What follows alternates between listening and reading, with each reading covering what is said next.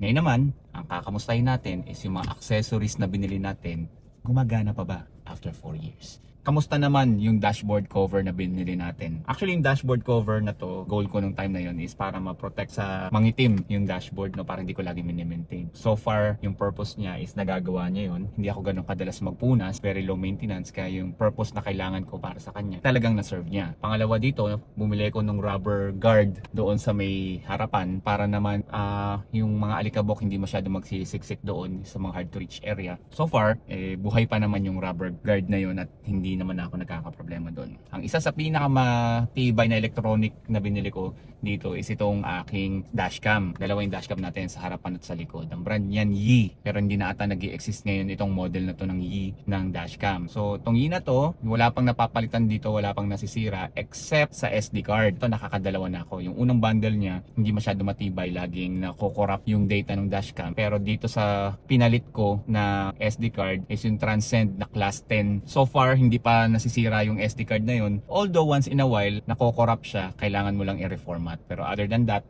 tumagal na ng more than 2 years yung SD card na ipinalit ko sa kanya. Gumagana yan for both front and back ng ating mga dashcam.